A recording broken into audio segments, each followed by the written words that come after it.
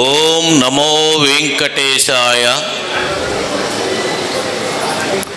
సభా సరస్వతికి నమస్సుమాంజలు. వేదికను అలంకరించిన పంచసహస్రావధాని ఆచార్య మేడసాన్ మోహన్ గారికి, పృశ్చక సమూహానికి, వేదిక ముందున్న పెద్దలకు అందరికీ శుభాభివందనలు. అవధానమన్నా అందులో ఎన్ని రకాల అవధానాలు ఉన్నాయో అన్నిటిని గురించి కూడా మీ అందరూ విని ఉంటారు, కొందరు ప్రత్యక్షంగా చూసి ఉంటారు. వేదిక మీద ఇద్దరు ముగ్గురు పృశ్చకుల్లో కూడా అవధానాలు ఉన్నట్లుగా తెలుస్తూ ఉంది. అలాగే ప్రేక్షకుల్లో కూడా ఎందరో అవధానాలు ఉండొచ్చు. ఈ అవధాన విద్య తెలుగువారికి సొంత బిడ్డ. ప్రపంచంలో ఏది తీసుకున్న సాహిత్యంలో సంస్కృతం నుంచి మనము దిగుమతి చేసుకున్నాము అనేటటువంటి అపవాదును తొలగించినటువంటిది అవధానం. తెలుగువారికి మాత్రమే సొంతమైనటువంటిది అవధానం. ధ అనేటటువంటి ధాతువునికి అవ అనేటటువంటి ఉపసర్గ చేరితే అవధానము అనేటటువంటి శబ్దం ఏర్పడింది. ఈ అవధానానికి ఏకాగ్రత అని అర్థం. ఏకాగ్రత అంటే ఒకే విషయం పైన ఏకాగ్రత కాదు. భారతదేశంలాగే భిన్నత్వములో ఏకత్వం అన్నట్లుగా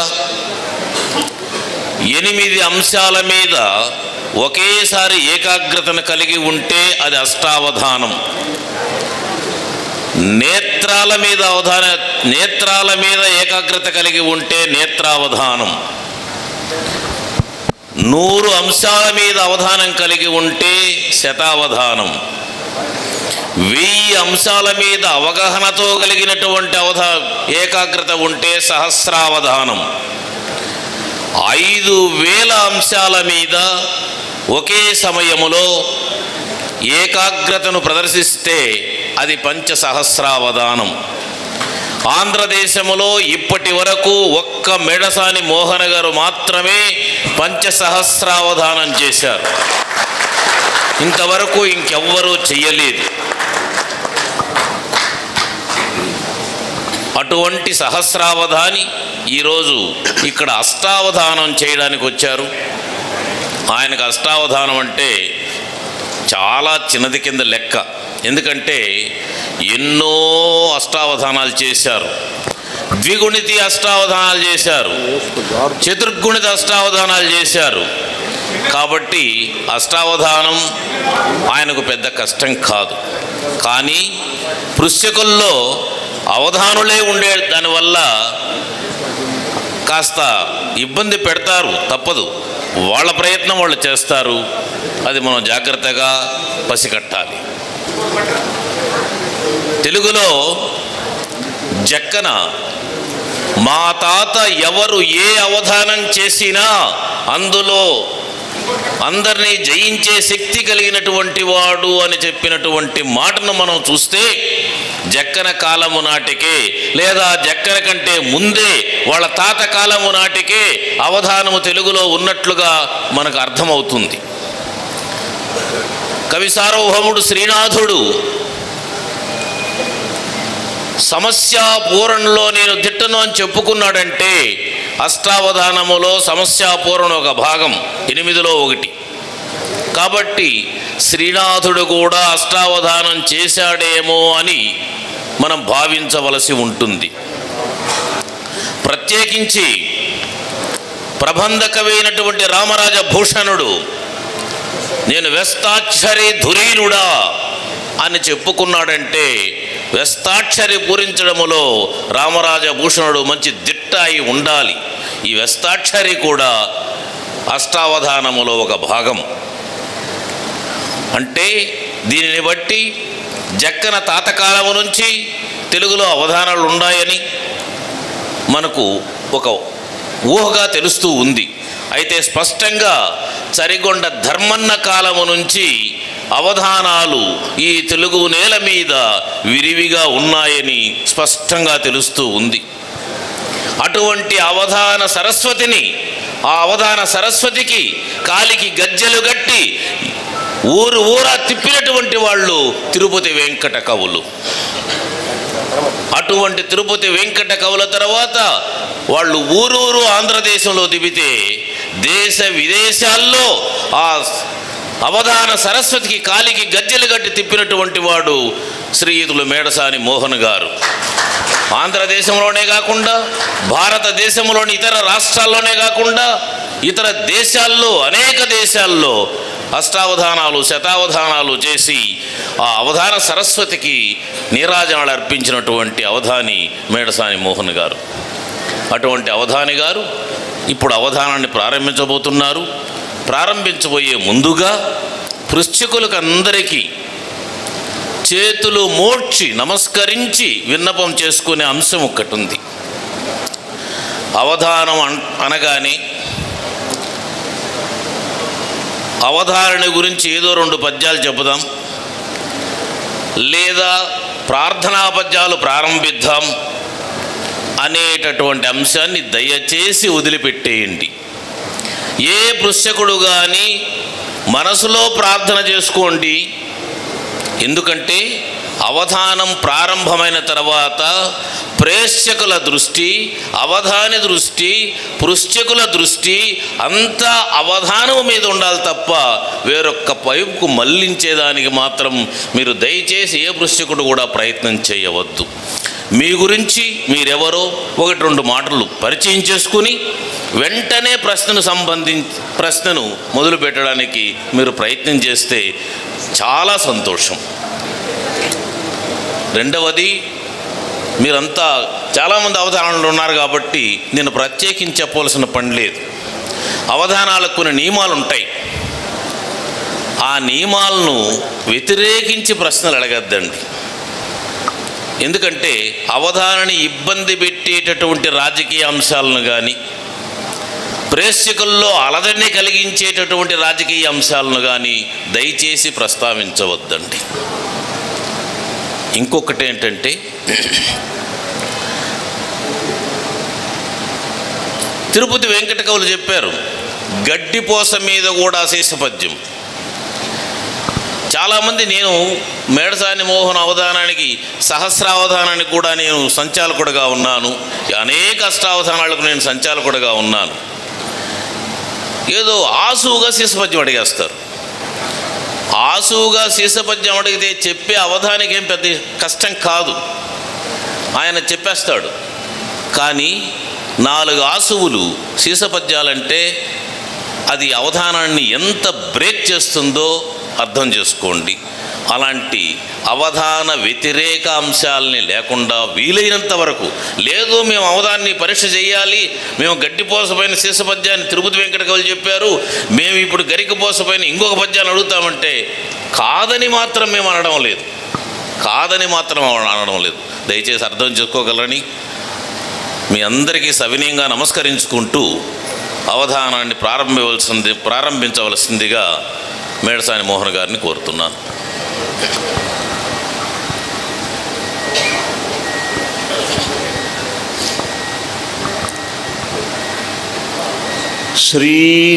శ్రీనీహారధరాధర సానోద్భవ వీచికా వసంవద నిశ్వాసానూన యోగ విద్వధ్యానానంద మకరంద ధారాపార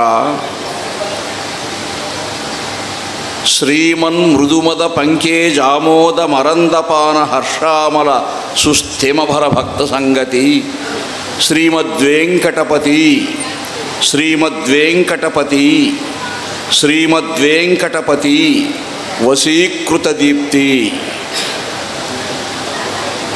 ఏ దేవి కరుణచే ఆది కవీసుడై వేటగాడొక్కండు వినుతికెక్కే వేద విభాగాది విద్వన్మహర్షి అయి మత్స్యగంధి సుతుండు మహిమగాంచే కాళప్ప యనువాడు కాళిదాసుగా మారి కాళప్ప ఎనువాడు కాళిదాసుగా మారి కవి కుల గురువన్న ఖ్యాతి వడసే.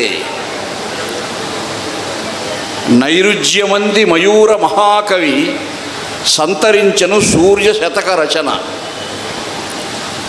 నన్నపార్య తిక్కన్నాది సన్నుతైక కావ్యలోకంబులు, నన్నపార్య తిక్కన్నాది సన్నుతైక కావ్యలోకంబులు ఏ తల్లి కల్పలతలు.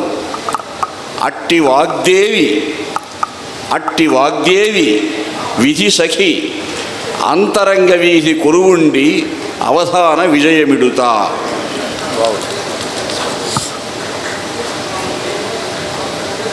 రాకా పూర్ణ శశాంక సంకరిత హీర ప్రస్ఫుర జ్యోత్స రేఖా కాంత్యుజ్వల హాసవల్లరుడు. రాకా పూర్ణ శశాంక సంకరిత హీర ప్రస్ఫుర జ్యోత్స రేఖా కాంత్యుజ్వల హాసవల్లరుడు. దిగ్వ్యాప్తంబులయ్యొప్ప భావాకాశంబుల హంసయానమున వాహ్యాడింపచారించు తల్లి కంజోద్భౌరాణి నా ఎడద ఉల్లేఖింపు మా ఛందములు. తనఘీంకారముచే అనంతవిధ చైతన్యాఢ్యమై సర్వసృష్టి నితాంత భ్రమణానుశీలగతి వాసింగాంచ ఆర్య ప్రశంసనలన్ యోగివతంస సేవనములన్ సంతుష్టుడో విఘ్నరాజు అనిశంబున్ హృదయస్థితుండగుచు దివ్యధారలందించుతన్. సురుచిర తపోబలున్ మోహరహిత దీక్షాఢ్యు శ్రీ శివానంద మునీశ్వరు కరుణాకరు అస్మద్గురువరు పదపంకజములు కొరిచెదనిపుడున్. దగ్గుబాటి వంశాబ్ధి సుధాస్వరూపు వెంకటేశ్వరరావు సంవిత్ కలాపు భూరి వాంగ్నిధి ఈనాటి ముఖ్య అతిథి అస్మదీయ నమస్కృతులు అందుకునుమా.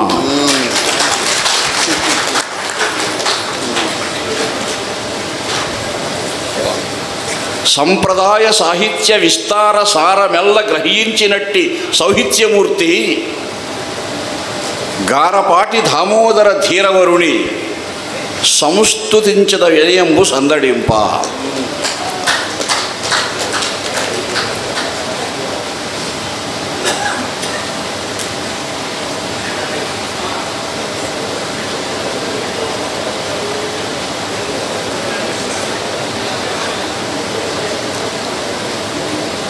ప్రస్తుతింపదగు శ్రీ బాలసుబ్రహ్మణ్య ధీవరేణ్యుండు శతావధాని, ఆర్ద్రశీలుండు రామాచార్యులు వధాని, నాగకుమార శర్మాగమ నిధి, నూనె అంకమ్మరావు మానిత చిత్తుండు, శ్రీరామచంద్రమూర్తి బుధవరుడు, జ్యోతిర్మయి విదుషి శుభమతి బాలాజీ, మార్తాటి వంశాబ్ధిమాన్య విధుడు, అంచితంబగు కవన ప్రపంచమందు దిక్పతుల బోలి వెలుగొందు ధీరవరుల సరస సాహిత్య సౌహిత్య సంభరితుల పృచ్ఛకోత్తములను నుతియంతు భక్తి. ఓ సదస్యులారా, ఉద్దండ పాండితీ శౌండులారా, మృదు వచస్కులారా, భారతీ కృపా ప్రభావంబు చేత నా తెలిసినంత మాత్ర పలుకువాడ. అభ్యుదయ పరంపరాభివృద్ధిగా అవిచ్ఛిన్న సంప్రదాయార్థినై అష్టావధాన సాహితీ వైభవాన్ని నిషిద్ధాక్షరి అంశంతో ప్రారంభిస్తున్నాం. సభకు నమస్కారం. హలో. సంచారకుల వారికి, పంచసహస్రావధాని మహోదయులైనటువంటి మా అందరికీ అగ్రజులు, పెద్దన్న లాంటి వారు, ఆధునిక కాలంలో అవధానాన్ని ముమ్మొదటగా ప్రారంభం చేసినటువంటి మహనీయులు మేడసాని మోహన్ గారు, మా అందరికీ కూడా మార్గదర్శకులు. అలాంటి వారికి వారి పాదపద్మాలకు నమస్కరిస్తూ, అయ్యా, 1934లో శ్రీశ్రీ మహాకవి భిక్షువర్షియేసి రచించారు. అందులో దారిపక్క ముసలిది చనిపోతే పాపం వెర్రి గొంతుకతో గాలి అలా వెళ్తూ ఈ పాపం ఎవరిది అని అడిగింది. ఆ పాపం ఎవరిదో మనం పద్యంలో మనం ప్రత్యక్షర నిషేధం చేస్తూ చెప్దామని మీకు మనవి చేస్తూ ఉన్నాను. ఆ పాపం ఎవరిదంటారు మనం తేల్చాలి. అయ్యా, ఛందస్సు కందపద్యం, ప్రత్యక్షర నిషేధం.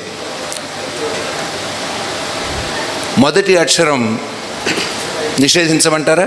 మీ ఇష్టం. స్త్రీ లేదు. భా. వకార నిషేధం. రా.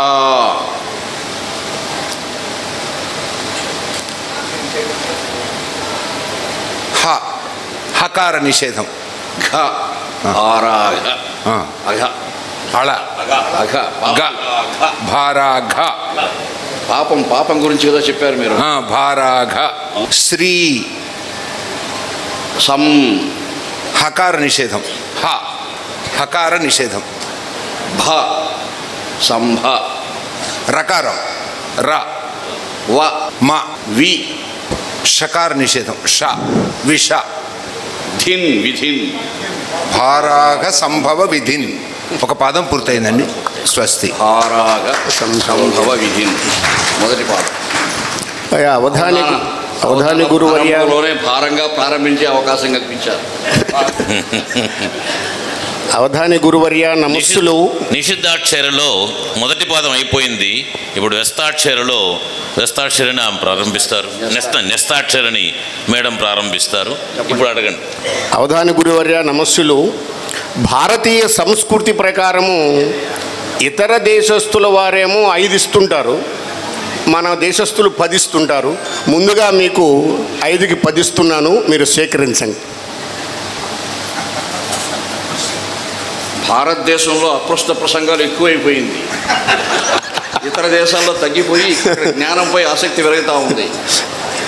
ఇక్కడ అప్రస్తుత ప్రసంగాలు ఎక్కువైపోయి ఇలా జరుగుతుంది. నమస్సులండి. అవధాని వారికి, సంచాలకుల వారికి నమస్కారాలు. నా పేరు సింహాద్రి జ్యోతిర్మయ్. న్యస్తాక్షరిలో నేను అడగబోయేది విశ్వావసు. ఆ 4 అక్షరాలు కంద పద్యంలో 1, 2, 3, 4 అక్షరాలుగా పద్యం చెప్పండి.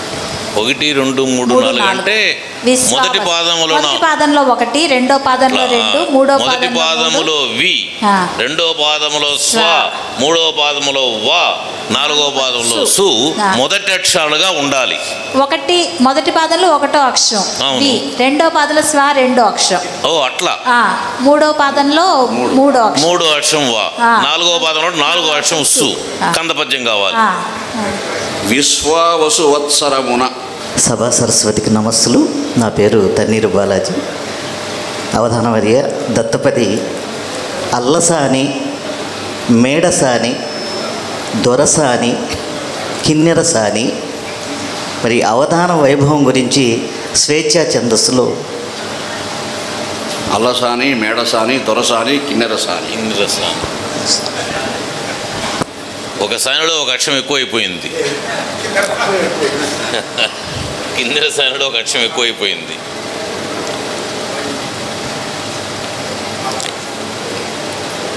అయ్యా అవధాని గారు, కొంచెం మా వైపు చుట్టూ అప్రస్తుతమైన నేను ప్రస్తుతమే. ఇప్పుడు ఎవరైనా తిడుతున్నప్పుడు అఘోరించావురా అంటుంటారు.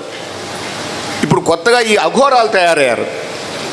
ఆ అఘోరాలకి ఈ అఘోరించడానికి అసలు ఏమైనా సంబంధం ఉందంటారా? ఘోరానికి అతీతమైంది అఘోరము. ఘోరానికి అతీతమైంది అఘోరము. అన్నిటికంటే అఘోరమైంది ఏమిటంటే అవధానుడే అప్రస్తుత ప్రసంగం చేయడం.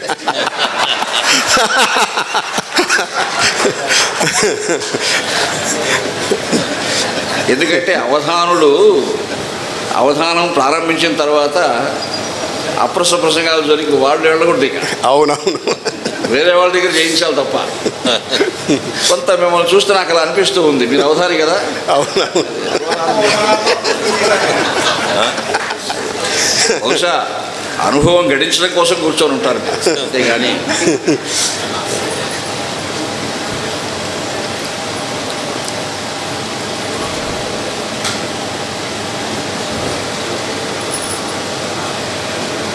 అంటే మీరు మొత్తానికి అల్లసాని, మేడసాని, దొరసాని అన్నారు. అంటే మేడసాని వారికి దొరసాని వారు ఏమైనా బంధుత్వం ఉందనే మీ ఉద్దేశం? ఆ పదాలు ఇచ్చారు. ఒకప్పుడు అప్రస్తుత ప్రసంగంలో అడిగారు, మేడసాని వారి ఇంటి పేరులో ఉండే సాని ఎవరండి? అయ్యా, మా ఇంటి పేరునే కాదు, ఇంతకుముందే మహాకవి అల్లసాని వారు ఉన్నారు. అక్కడ సానినా ఇక్కడ మా ఇంట్లో సాని అయినా కవితల దొరసాని అని నేను చెప్పడం జరిగింది. అదిగో ప్రస్ఫురదల్లసాని కవితా వ్యాహార సందర్భ సంపద. అదిగో ప్రస్ఫురదల్లసాని కవితా వ్యాహార సందర్భ సంపద. అల్లసాని పెద్దన గారంటే ఆంధ్ర కవితా పితామహుడు. ఆంధ్ర కవితా పితామహుడు అంటే ఆయన అంతవరకు ఒక మార్గంలో సాగుతున్నటువంటి ఆంధ్ర కవిత్వానికి మరొక వైభవపూర్వకమైనటువంటి దిశానిర్దేశం చేసినటువంటి మహానుభావుడు ఆంధ్ర కవితా పితామహుడు. అష్టదిగ్గజ కవులలో అగ్రతాంబూలం స్వీకరించినటువంటి మహాకవి. శ్రీకృష్ణదేవరాయల వారికి కూడా గురుస్థానం అలంకరించినటువంటి మహాకవి. అటువంటి కవుల ప్రస్తావనతో అవధాన వైభవం గురించి చెప్పమన్నారు కాబట్టి నాకు ఆ మహానుభావుడు మనసులో ఉండి పలికిస్తున్నాడేమో. అదిగో ప్రస్ఫురదల్లసాని కవితా వ్యాహార సందర్భ సంపద అని తర్వాత వస్తుంది. సం వరకు రాసుకోండి, మొదటి పాదం సం. తర్వాత సమస్యాపూరణ.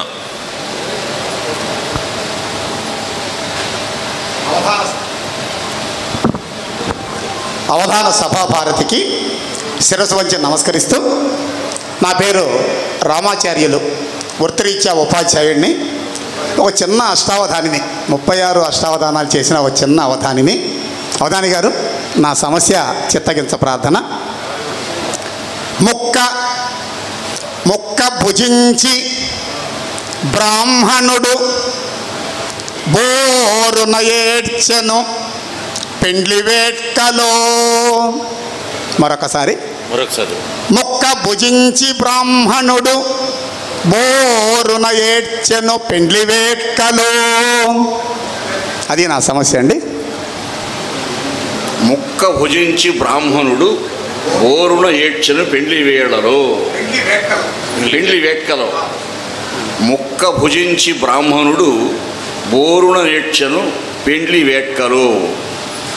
నిష్ఠాగరిష్ఠుడైనటువంటి ఏ బ్రాహ్మణోత్తముడైనా తెలియకుండా ముక్క తిన్నాడు అనుకోండి, అది మాంసపు ముక్క అయితే తప్పకుండా ఏడుస్తాడు కదండి. అది అదే అది ఆ ముక్కే అదైతేనే ఏడుస్తాడు ఆయన, లేకపోతే ఏడవరు కదా. ముక్క భుజించి బ్రాహ్మణుడు బోరులో ఏడ్చెను పెండ్లి వేట్కలో. పౌరోహిత్యం చేయడానికి వచ్చుంటాడు పాపం. తెలంగాణ లాంటి ప్రదేశాల్లో పెళ్లికి కూడా మాంసం పెడుతున్నారు ఇప్పుడు.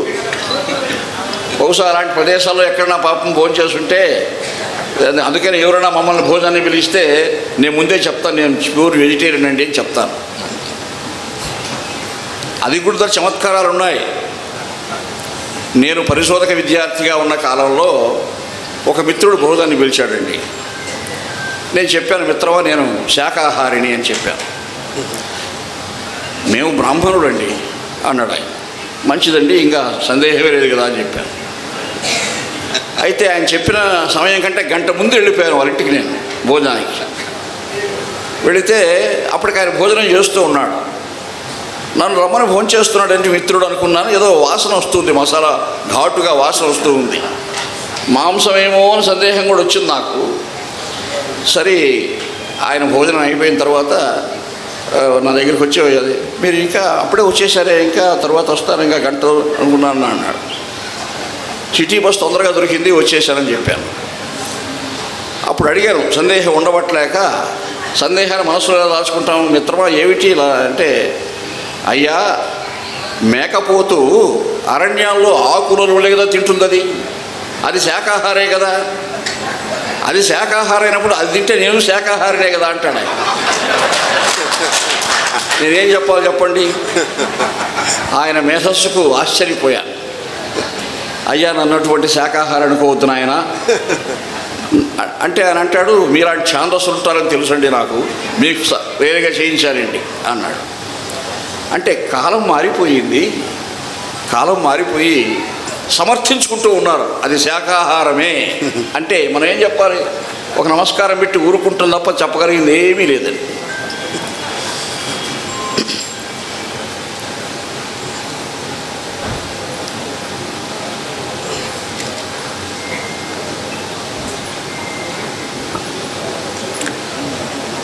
నిక్కపు నిష్ఠతో హృదయ నీరజమున్ వికసింపజేయు.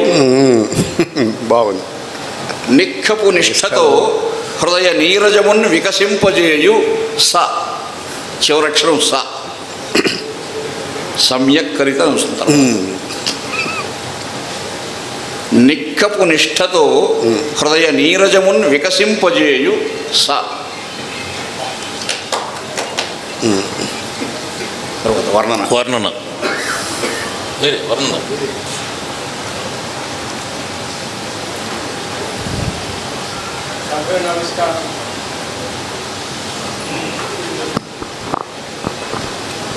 సభకు నమస్కారములు.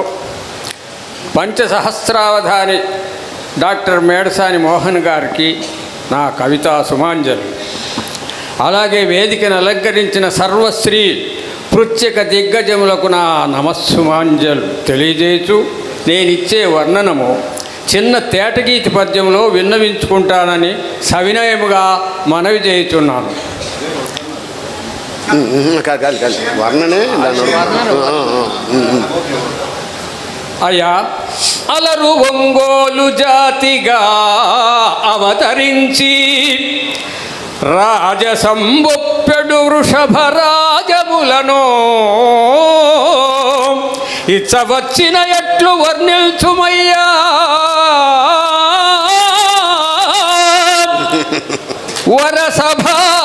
వరసభాసదులెల్లరు వహ్వయనగా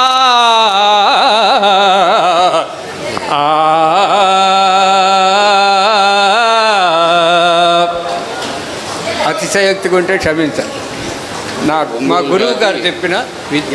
ఒంగోలు జాతి పశువుని ప్రపంచ స్థాయిలో ఒంగోలు జాతి పశువులను గురించి లోక ప్రసిద్ధి అయినాయి కదా, వాటి యొక్క గొప్పతనాన్ని వర్ణించమంటున్నాడు.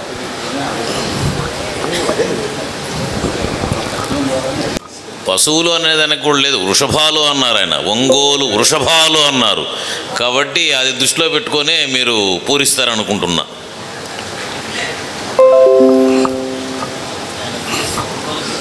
అదే ఒంగోలు గిత్త అనేది. అయ్యా అవధాని గారు, కొత్తగా పెళ్ళైనటువంటి ఒక జంట ఆయనలో పురుషుడు అడుగుతున్నాడు వాళ్ళ ఆవిడతో, నాకు ఈ మధ్య శ్రీకృష్ణ భక్తి ఎక్కువైంది, శ్రీకృష్ణుని భక్తి ఎక్కువైంది, నాకు ఆయన చేసినట్టు చేయమంటావా అని అడుగుతున్నాడు. అప్పుడు ఆమె ఏం సమాధానం చెప్పి ఉంటుందంటారు? నాకు రాముడంటే భక్తి ఎక్కువైపోయింది కాబట్టి ఆ రాముడిలాగానే ఉండండి అని చెప్పుంటున్నాను అనుకుంటారు. అంటే నేను ఇంకో రకంగా భావించాలండి. ఆమె కూడా ఇప్పుడు ఆధునిక స్త్రీ కాబట్టి నాకు ద్రౌపది అంటే భక్తి ఎక్కువగా ఉంది అంటుందేమో అని అనుకున్నాము. అంటే ఆమె కూడా మీకంటే గొప్ప అప్రస్తుత ప్రసంగా అయి ఉంటుంది.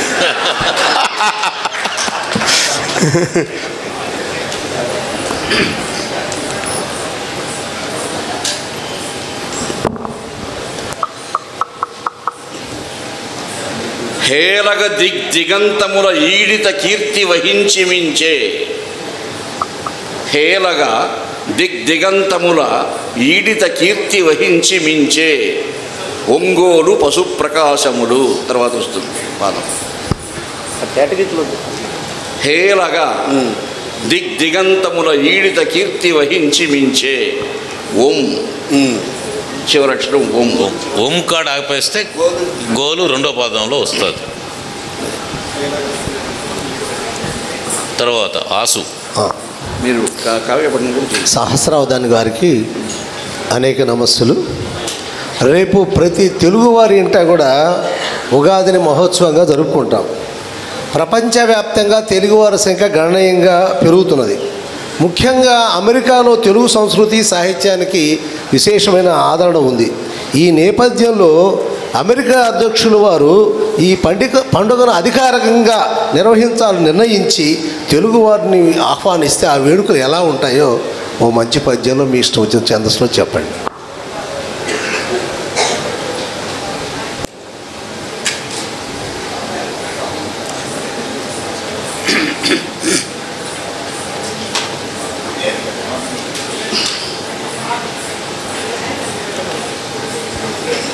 దీవించున్ పరమేశ్వరుండ్ అమెరికా దేశాంతరళంబులో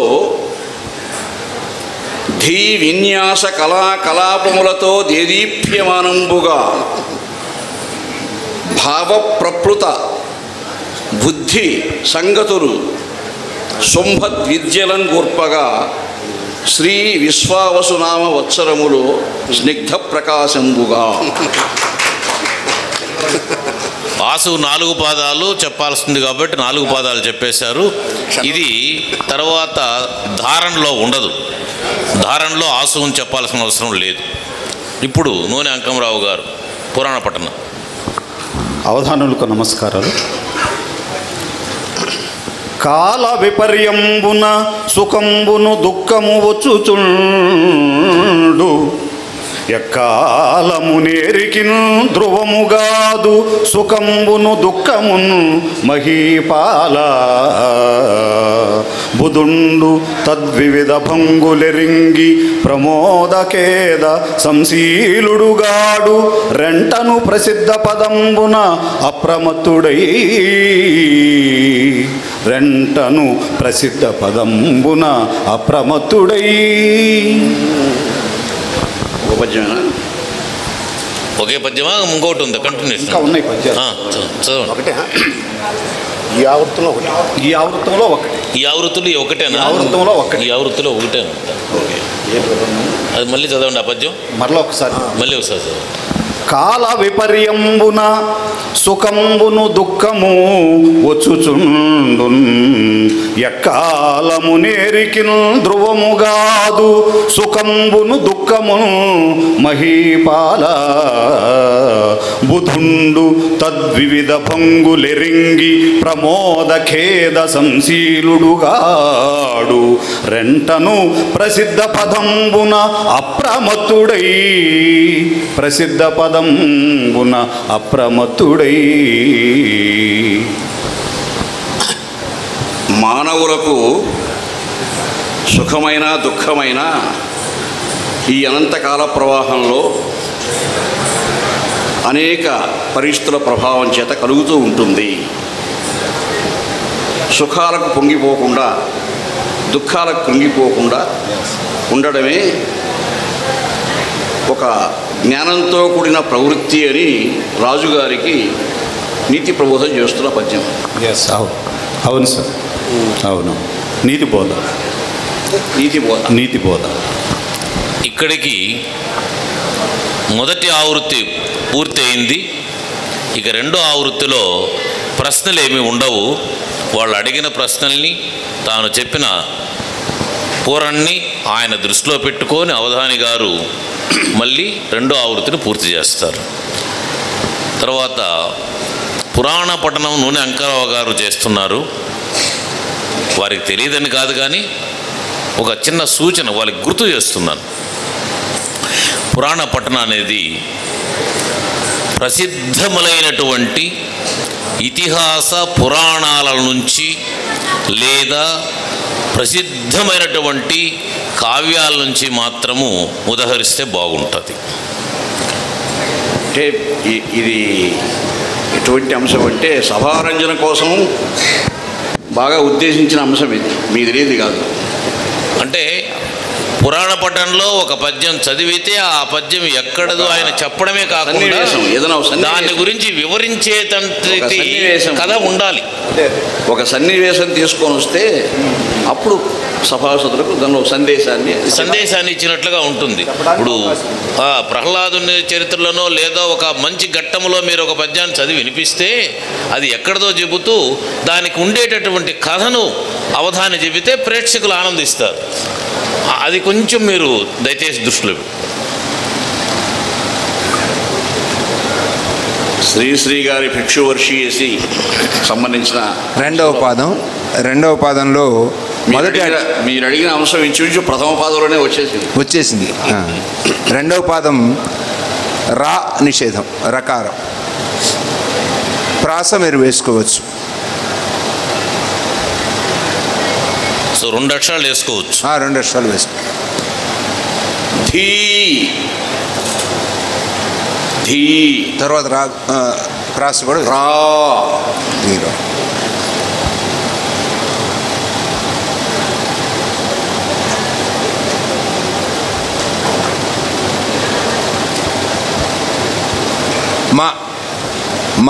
మకార నిషేధం. మా నిషేధం.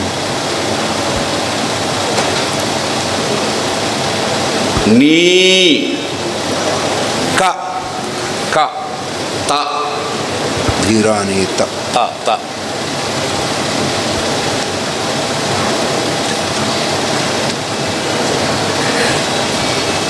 చెప్పండి. ప్ర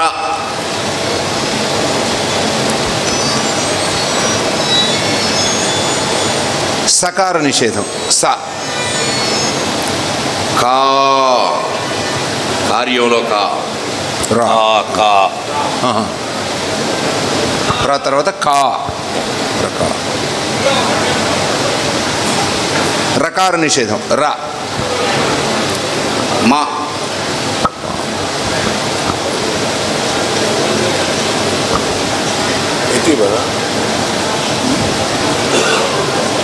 మరలా మా ధీరానీత ప్రకామ రకామ తర్వాత మరలా మా నిషేధం.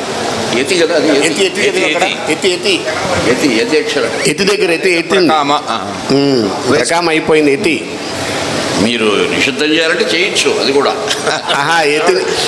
ఎతి స్థానం కాబట్టి దాన్ని నిషేధం చేయకూడదు.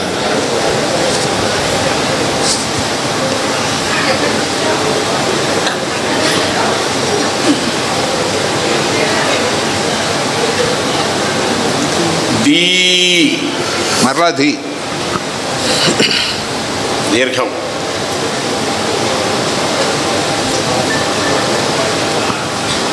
ప్రకామధి. యకార నిషేధం. క్షా దీక్షా దీక్ష. సకార నిషేధం. సా నిషేధం. సరస్వతిలో స.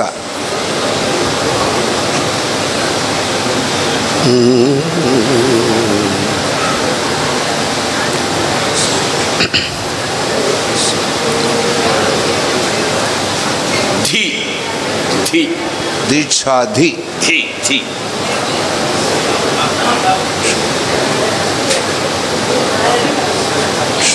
దీక్షా ధీ.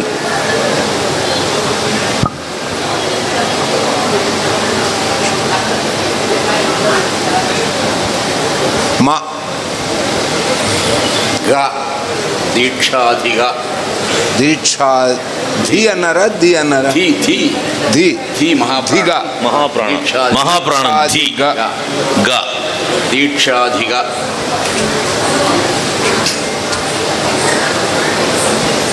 తకార నిషేధం. మై దీక్షాధిగమై ధీరానీత ప్రకామ దీక్షాధిగమై. ఓకే, దీక్షాధిగమై అయిపోయింది. నిషిద్ధాక్షర 2వ పదం అయిపోయింది. ఇప్పుడు నెస్తాక్షరి వి అయింది. స్వ. అవధాని గురువు గారు, ఇప్పుడు తెలుగు భాష దీవెన కూడా తగ్గిపోయినాయి. తెలుగు భాషలో ఒక వివాహానికి వెళ్ళాను మొన్న.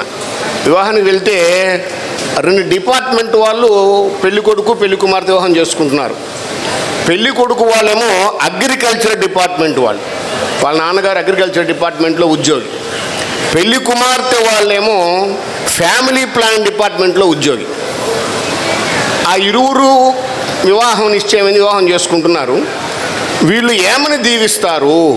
వాళ్ళ వృత్తిరీత్యా వాళ్ళు ఇంగ్లీష్లో దీవించారు. అక్కడ గ్రోమోర్ సంతోషం. నో మోర్ అనొకరు, గ్రో మోర్ నో మోర్ అని దీవిస్తారు. దీన్ని బట్టి మీకు ఇంగ్లీష్ అవగాహన చాలా ఉన్నట్టుంది. అదే లోకానుభవం స్వామి.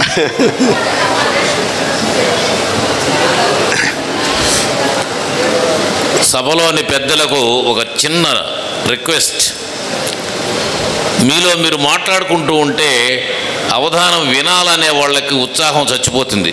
దయచేసి మీలో మీరు కొంచెం మాట్లాడుకోకుండా ఉంటే, శబ్దం చేయకుండా ఉంటే బాగుంటుంది. పక్కన ఉండే వాళ్ళకి చాలా ఇన్కన్వీనియంట్గా ఉంటుంది. గతంలో ఒక అవధానంలో ఒక స్నేహితుడు, ఆయన వేరే పట్టణంలో, మీ అవధానం ప్రారంభం అయిన తర్వాత వచ్చానండి నేను, అందువల్ల మీకు కనపడలేకపోయాను, సభలో కూర్చున్నాను అన్నాడు. మంచిది మిత్రమా, బాగా ఆస్వాదించారు కదా అవధానాన్ని అని అడిగాను. ఆస్వాదించాలనే వచ్చాను, వేదికపై అప్రస్తుత ప్రసంగంతో పాటు సభలో కూడా అప్రస్తుత ప్రసంగులు ఎక్కువైపోయినారు. సభలోని వాళ్ళు మాట్లాడుకుంటూ ఉంటే పక్కన వినే వాళ్లకు భలే ఇబ్బందిగా ఉంటుంది అని పాపం బాధపడ్డాడు. అది మన జీవితంలో అనేక అవధానాన్ని వినే అవకాశం రోజు రాదు కదా. కాబట్టి వచ్చినప్పుడు ఈ ఛందస్సు, వ్యాకరణము ఏమిటి ప్రక్రియ, కొత్త సంవత్సరంలో అడుగు పెట్టబోతున్నాము, విశ్వావసనామ సంవత్సరము, ఇవన్నీ ప్రసంగంలో వస్తూ ఉంటాయి. ఇందాక పంచాంగ శ్రవణంలో పెద్దలు చెప్పారు, రేపటి నుంచి సూర్యభగవానుడు రాజు. గతంలో క్రోధినామ సంవత్సరం ప్రారంభమైనప్పుడు అంగారకుడు రాజు. అంగారకుడు అంటే కుజుడు. ఈ శాస్త్రంలో నాకు పెద్ద ప్రవేశం లేదండి. ఈ జ్యోతిష్ శాస్త్రంలో మా మిత్రుడు ఉన్నారు ఇక్కడ, ఆంజనేయులు గారు, అలాంటి వాళ్ళకి బాగా తెలుస్తాయి. మా గురువు గారు. రేపటి నుంచి సూర్యభగవానుడే రాజు, గ్రహాలకు రాజు ఆయనే. ఈ కాల ప్రవాహంలో కూడా సంవత్సరం పాటు ఆయనే రాచరికాన్ని వెలగబెడతారు. కాబట్టి గ్రహరాజే రాజైనప్పుడు మనకు అన్నీ మంచిగా జరుగుతాయని అనుకుంటాం మనం. ఇలాంటి విషయాలన్నీ తెలుస్తాయి కదా, అవధానంలో కూడా వస్తాయి ఇట్లా విషయాలు చాలా వరకు. కాబట్టి దయచేసి సదస్సులంతా కూడా ప్రశాంతంగా రసాస్వాదనం చేయవలసిందిగా నేను ప్రార్థిస్తూ ఉన్నాను. రెండో న్యస్తాక్షరం, రెండో విశ్వావసు వత్సరమున అశ్వాటోపైక వేగమై వృద్ధిగతుల్. గుర్రం కంటే కూడా వేగంగా అభివృద్ధి సాధించి, గుర్రం యొక్క వేగం కంటే కూడా అశ్వాటోపైకమై అశ్వాటోపైక వృద్ధి, అశ్వాటోపైక వేగమై వృద్ధిగతుల్, అశ్వాటోపైక వేగమై వృద్ధిగతుల్.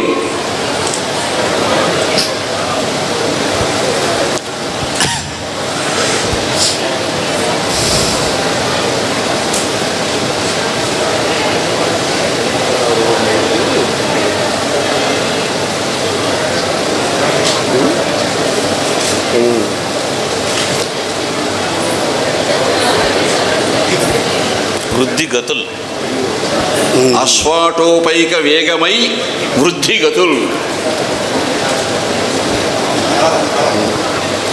మీకు ఇప్పుడు మేడసాని రావాలి, అల్లసాని అయిపోయింది. అల్లసాని అయిపోయింది, మేడసాని రావాలి.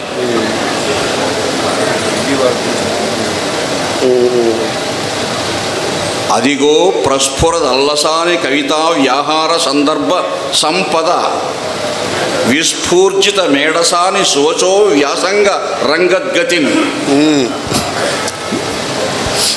ఏదైనా మేడసాని వారు అల్లసాని పక్కనే ఉంటారు, అల్లసాని వారి పక్కనే మేడసాని వారు ఉంటారు. పెద్దలకు ఒక ఐతిహ్యం మనవి చేస్తున్నానండి. మహానుభావులు నందమూరి తారక రామారావు గారు ఏ ఉత్తమ లోకాల్లో ఉన్నారో కానీ ఒకానొక సందర్భంలో నాతో మాట్లాడుతూ అడిగారు, అవధానం వేగంగా నిర్వహించాలి, ఆసుగా వేగంగా పద్యాలు చెప్పాలంటే ప్రాచీన కవుల పద్యాలు చాలా వరకు మీరు ధారణ చేసుంటారు, కొన్ని వేల పద్యాలు. అందువల్ల మీకు ఆ శబ్ద సంస్కారం చేత వేగం బాగా పెరిగే అవకాశం ఉంటుంది. ప్రాచీన కవులు చాలా గద్యలు కూడా చెప్పారు కదా, అటువంటి గద్యలు ఏమన్నా మీరు ధారణ చేశారా అని అడిగారు. అప్పుడు వారికి నేను 2-3 గద్యలు వినిపించడం జరిగింది. చాలా పెద్ద పెద్ద గద్యలు ఇవి, పరిమితంగా మీకు వినిపిస్తాను ఒకటి. ప్రచండ రుచి పిచండిల మార్తాండ మండల పాండిత్య భూషిత భుజర్గళ నిరర్గళ ప్రతాప దీపిత ప్రకాశ కౌశికీభూత కథనభూతల భీతాభీత విపక్ష క్షమాధీశ్వరుండును విశ్వంభర వినుత శాశ్వత ఐశ్వర్య దుర్యత మాహేశ్వరుండును అంభోది వసన సంభాసమాన కుంభినీ వలయ సంభరణ దీక్షారంభ సోగంభావుక గంభీర భేరీ భాంకరణ శుంభదంబోదర గర్జా సముద్రంభణ సంభావిత ఆత్మీయ పట్టాభిషేక సమయ సముత్తంబిత శాత కుంభీర్గువిత అంభోవర్ష విద్రావిత క్షుద్ర దైనందిన దానధారా ప్రవాహుండును అభంగ భువనమంగళ సర్వస్వ మరకత దండ పుండరీకాగ్ర వర్ణనీయ సువర్ణ కలశ కర్ణికాధిష్ఠిత రాజ్యలక్ష్మీ రత్నోపధానాడంబర సంబోధు కాంభురబంధు బింబానుబింబ వైభవుండును కృపాణ కృష్ణ నిర్మధ్యమాణ రణార్ణవ సముత్పన్న విజయలక్ష్మీ నిక్షిప్త నిరీక్షణ నర్మకర మకర పతాకాలోకన మాత్ర సంపాదిత కంపస్వేద భీరూభవన్ నానా వజీర సేనామాత్ర భేదనుండును నిఖిల కర్ణాటక సామ్రాజ్య పునరుజ్జీవనుండును అయిన తిరుమల దేవేశ్వరుండు నిస్తంద్ర విభోసాంధ్రుండై వజ్రకీలిత ద్వార బంధ బంధుర లక్ష్మీ విలాసంబు జలసదనా సమాగమన సంపద సొంపు సంపాదింప సాభోగ యవనికాభ్యంతర సద్య సముద్యత యంత్ర పాంచాలికా సంచారంబులు జిలుగు తరంగల మరుంగు తొరంగివచ్చు అచ్చర మెరుగు బోండ్ల తెరంగులు ఎరుంగింప అభినవ స్ఫటికోపర సోపాన పార్శ్విక అనికరాకార రేఖా విశేషంబులు సప్రతిఛాయ సంజాయమాన సంక్రందన వేదండ సుండాదండ ప్రచారంబులం పచరింప కలశ వారాసి చెరువునం పొరుపలరు విమల పట్టాంబర వితాన విద్యోతమాన మహాస్థాన భవన రాజంబునందు తిరిదీవి ఠీవినాలరు అమూల్య ముక్తామయ సింహాసనంపున సారూప్య దీదీప్యమాన భక్తోపరాయణ పరాయణుండైన ఆదినారాయణుండే తానై శిరుడు నెరవొందుచు విరుగుందుచున్నాడు. ఈ గద్య, ఇటువంటి గద్యలు 2-3 చెప్పానండి. చెప్తే ఆ మహానుభావుడు వెంటనే ఉన్నాడంటే, మీ వాగ్దాటి చూస్తూ ఉంటే అలనాటి అలసాని వారే మళ్ళీ మేడసాని వారిగా వచ్చారా అనిపిస్తూ ఉందండి అన్నారు. అది ఇప్పుడు గుర్తొస్తూ ఉంది, వాడు గుర్తు చేస్తే నాకు ఆ ప్రశ్న అదే అడిగితే ఇప్పుడు నాకు ఆ మహానుభావుడు చెప్పిన మాటలు గుర్తొస్తున్నాయి. కాబట్టి సాక్షాత్తు అటువంటి జ్ఞాపకాలు ఉన్నాయి. 1987లో అనుకుంటాను, కృష్ణా తీరంలో మహానాడు జరిగినప్పుడు నేను అక్కడ అష్టావధానం చేశాను. ఆ కార్యక్రమాన్ని ప్రత్యక్ష రసాస్వాదనం చేశారు నందమూరి తారక రామారావు గారు. అప్పుడు వెంకటేశ్వరరావు గారు కూడా పక్కనే ఉన్నారు, నా దగ్గరే ఉన్నారు. కాబట్టి వారిని చూస్తూ ఉంటే కూడా ఈనాడు ఆ గత స్మృతులన్నీ కూడా మనసులో మెదలి ఆ మహానుభావుడు. కాబట్టి తెలుగు వారందరికీ గర్వకారణమైన వాడు, భారతీయులందరికీ గర్వకారణమైన వాడు, ప్రత్యేకించి మనందరికీ కూడా గర్వకారణమైనటువంటి మహానుభావుడు. అటువంటి మహానుభావునితో కొన్ని క్షణాలు పంచుకునే అవకాశం రావడం కూడా నా జీవితంలో గొప్ప అదృష్టంగా భావిస్తాను. అదేవిధంగా వారి ప్రతినిధిగా మన సభలో ఉన్నారు ఇప్పుడు దగ్గుబాటి వెంకటేశ్వరరావు గారు, మహానుభావుడు. ఈనాడు ముఖ్య అతిథిగా వచ్చారు, మాకెంతో ఆనందమైంది. మీకు చెప్పాలి రెండో పాదం, మీకు రెండో పాదం చెప్పాలి. తత్వ రెండో పాదం చెప్పండి. రెండో పాదం ఇంకొకసారి అంటే చెప్పండి. అదిగో ప్రస్ఫురదల్లసాని కవితా వ్యాహార సందర్భ సంపద విస్ఫూర్జిత మేడసాని సువచో వ్యాసంగ రంగద్గతిన్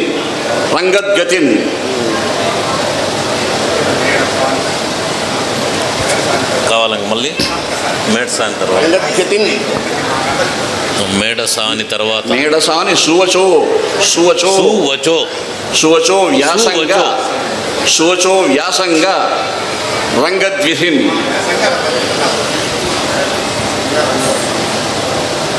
అల్లసాని పెద్దన గారి కవితా ప్రభావం నాపై ఎక్కువ ఉంటుందండి.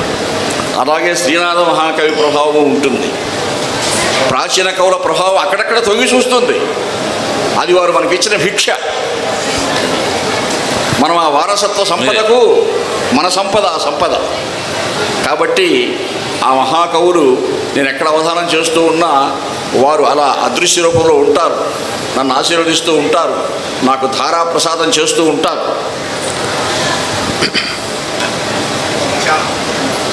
మీకు రెండో పదం చెప్పాలి. సమస్యకు సమస్యాపురంలో రెండవది. అవధాని గారు సన్మాన పత్రం రాశారండి. సన్మాన పత్రం రాస్తున్నారు ఈ మధ్య. ఒక తెలుగు మాస్టర్ గారి సతీమణికి ఇంకొక తెలుగు మాస్టర్ గారు రాశారు సన్మాన పత్రం.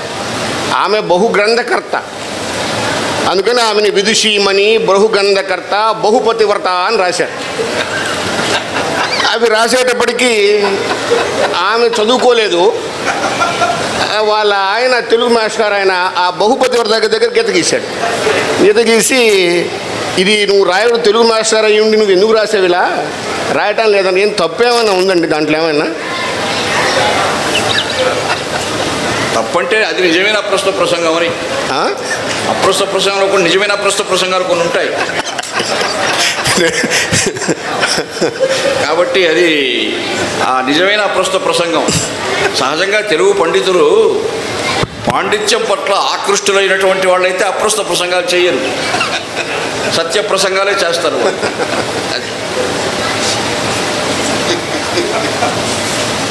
మా ధర్మపత్ని గారు కూడా అంటూ ఉంటారండి ఇంట్లో ఒక మాట అప్పుడప్పుడు, 1.5 లక్ష పద్యాల కంఠస్థం పెట్టారు మీరు, మీ ధారణ గొప్పదండి అని మా ఇంటికి వచ్చి పండితులు నన్ను ప్రశంసించిపోతూ ఉంటారు.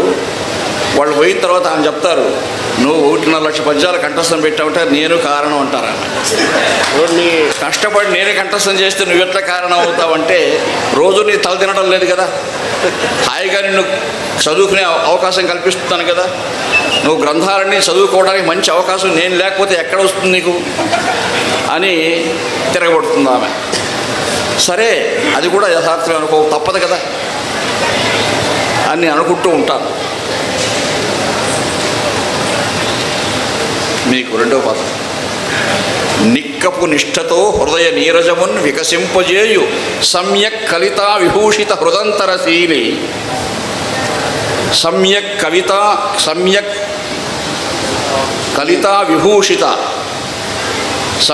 కలితా విభూషిత హృదంతరశీలి పురోహిత క్రియన్.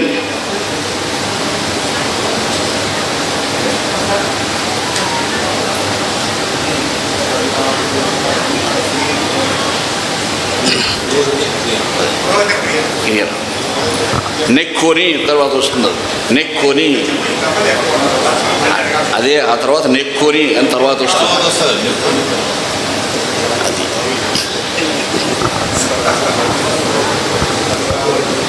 ఒంగోలు వృషభాలు. మీకు ఒంగోలు ముందే చెప్పేశాను.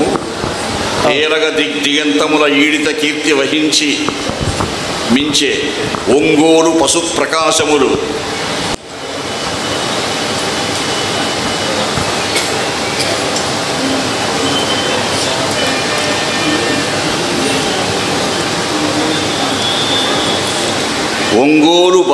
ఒంగోలు పశు ప్రకాశముల అకుంఠిత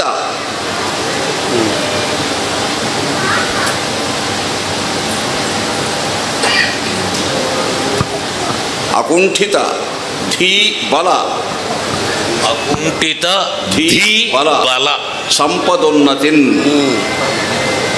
మంచి బలము కలిగి, పుష్టి కలిగి, బుద్ధి విశేషం కూడా కలిగినటువంటి పశు సంపదకు నిలయమైనటువంటి ఈ ఒంగోలు గిత్తలు బాగా ప్రపంచం వ్యాప్తంగా కీర్తి సంపాదించాయి.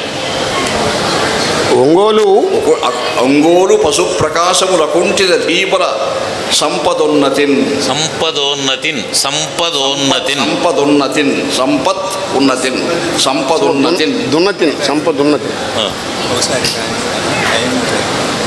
మీరు ఎట్లా చెప్తే అట్లా చేస్తాం. ఆయన దేనికైనా సంసిద్ధం. రెండు కలిపేద్దాం, 3-4 అవుతుంది.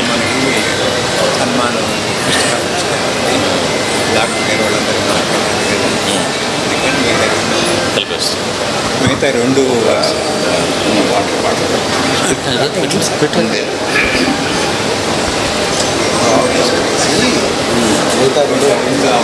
ఓకే, మీ అధ్యక్షుడు సభాధ్యక్షుడు ఆదేశిస్తే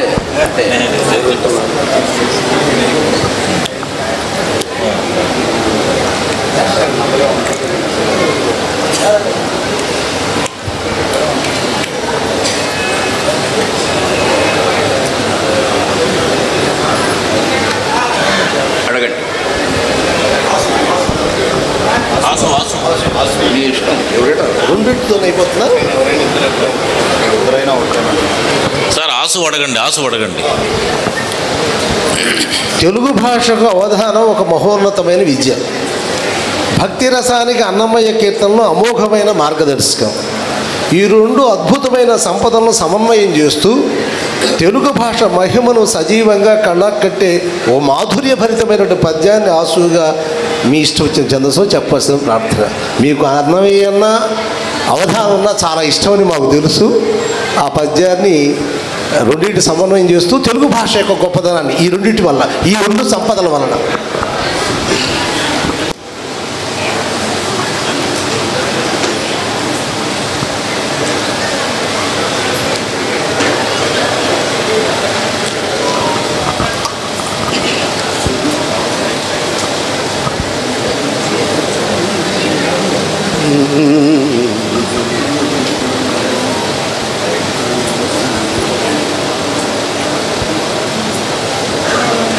ప్రాకట తాళ్లపాక కవిభావిక కోవిదుడు అన్నమయ్య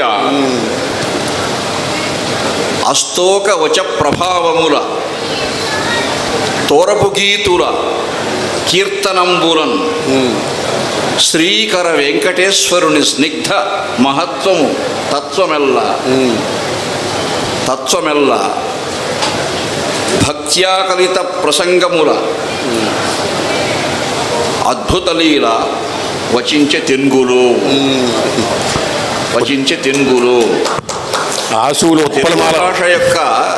తెలుగు భాష యొక్క మాధుర్యమంతా కూడా అన్నమయ్య పదాల్లో ఉన్నది, పోతన పద్యాల్లో ఉన్నది, ప్రబంధ కవుల యొక్క సాహిత్యంలో ఉన్నది. అన్నమాచారుల వారు పద కవితా పితామహుడు, అల్లసాని పెద్దన ఆంధ్ర కవితా పితామహుడు. ఇద్దరూ విజయనగర రాజు చక్రవర్తుల కాలంలో ఉన్నటువంటి మహానుభావులే. సాళూరు నరసింహరాయల వారి కాలంలో అన్నమయ్య, కృష్ణదేవరాయల వారి కాలంలో అల్లసాని పెద్దన, అన్నమయ్య ఇద్దరు కూడా ఒక గురువుగారి దగ్గర శిష్యులే. మళ్ళీ ఆదివన్ శఠగోపయతి అహోబల మఠం మొదటి పీఠాధిపతి ఆయన దగ్గర కృష్ణదేవరాయల వారు కూడా ఆయన శిష్యులే, ఆదివన్ శఠగోపయతి యొక్క శిష్యులే. ఆముక్తమాల్యద చివరి ఆశ్వాసంలో రాయలవారు వాళ్ళ గురువు గారి గురించినటువంటి విశేషాలని చెప్తారు. ఆదివన్ శఠగోపయతి అహోబలమఠం పీఠాధిపతిగా ఆయన బాధ్యతలు నిర్వహిస్తున్నప్పుడు ఆ పీఠంలో ఆయన శిష్యులు గారి ఎవరైనా చివరకు వంటవాడు కూడా సరే శ్రీభాష్య వరకు చదువుకొని ఉండాలట. అన్ని అర్హతలుంటేనే తీసుకుంటాడు ఆశ్రమంలోకి ఆయన. అంటే అప్పుడు విద్వత్తు పట్ల అంత ఆసక్తి, గౌరవము ఆ వైభవంలో ప్రకాశించాయి. పురాణ పట్టణం అంకమరావు గారు. ఇంతలు కన్నులుండ తిరువెవ్వరి వేడెదు భూసురేంద్ర ఏకాంతమునందునున్న జవరాండ్ర నెపంబిడి పల్కరించు లాగింతయగాక నీ వెరుగవే మును వచ్చిన త్రోవ చొప్పు నీకింత భయంబులే కడుగా నెల్లిదమైతిమే మాటలేటికిన్.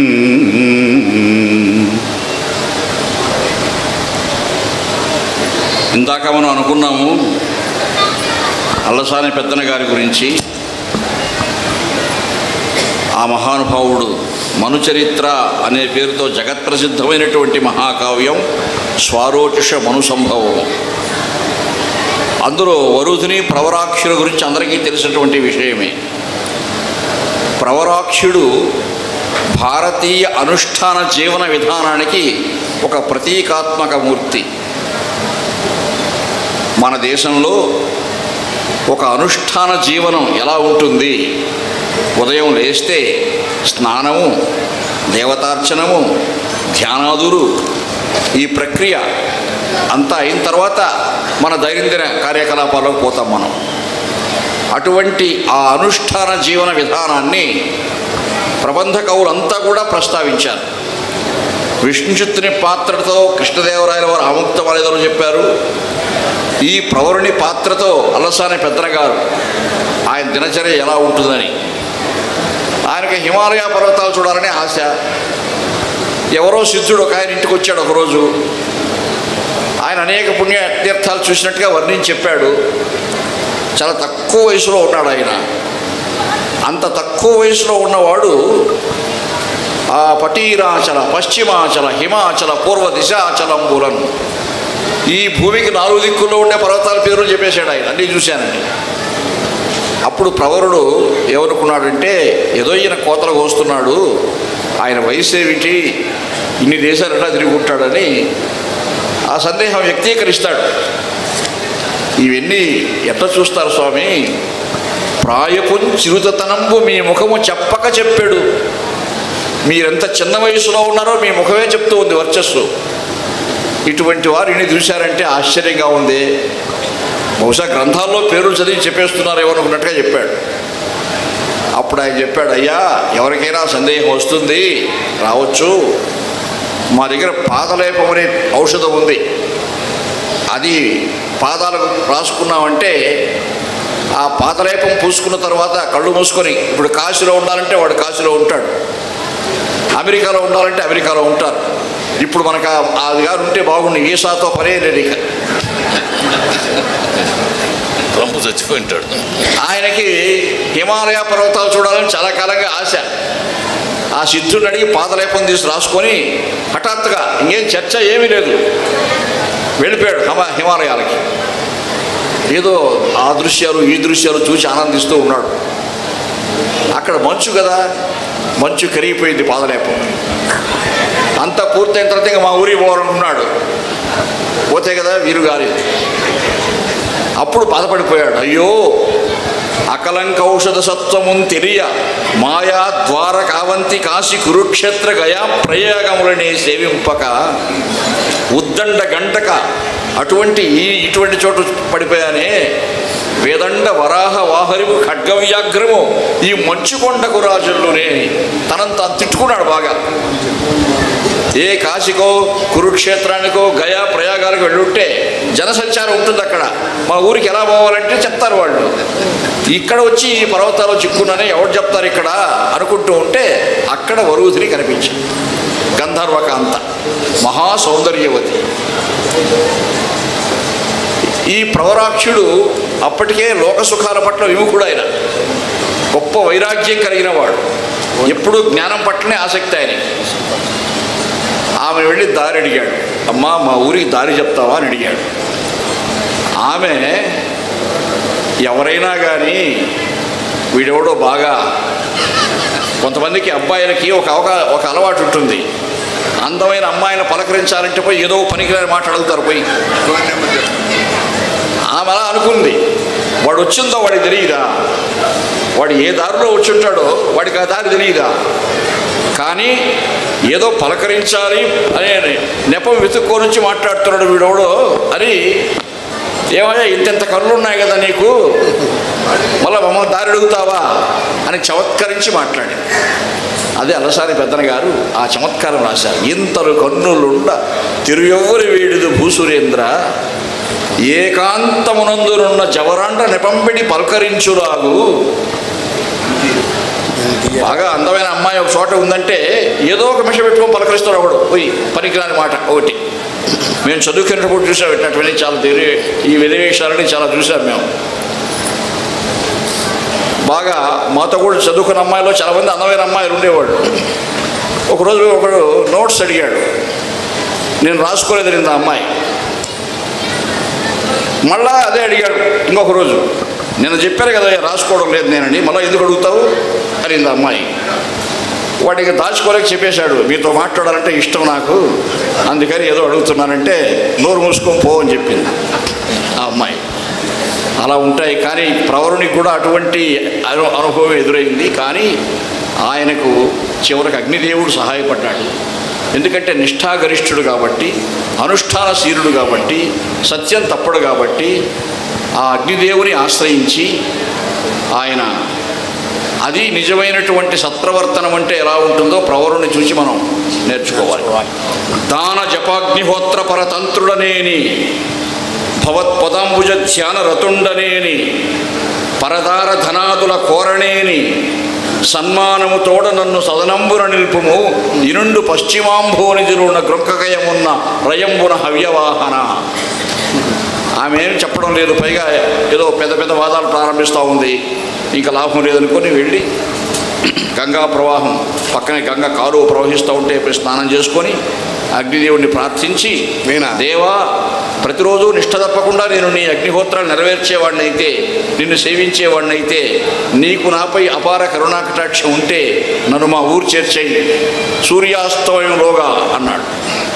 హాయిగా వెళ్ళిపోయాడు ఆయన. అంటే మనం ఎన్ని కష్టాల్లో ఉన్నా కానీ పరమాత్మ మనం రక్షిస్తాడు, మనం సత్ప్రవర్తనలో ఉంటే, సత్యము ధర్మము తప్పకుండా ఉంటే అనే సత్యాన్ని ప్రవరుని పాత్ర ద్వారా ఆ మహాకవి మనకు చెప్పాడు. తర్వాత ఆ వరుధిని ఇంకొక ఆయన మాయాప్రవరుడు ఉన్నాడు. ఆమంటే ఇష్టపడేవాడు ఒకడు ఉన్నాడు. వాడు ఆయన వేషంలోనే వస్తాడు. ఆమెకు ఆ భ్రాంతి కలుగుతుంది, ఆ ప్రవరుడే వీడు అనుకుంటుంది ఆమె.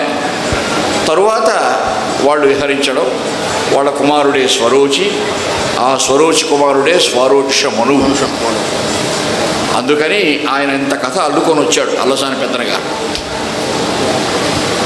ఇప్పటికీ 2 ఆవృత్తులు పూర్తయినాయి. కాలము కూడా కాస్త ఎక్కువైంది.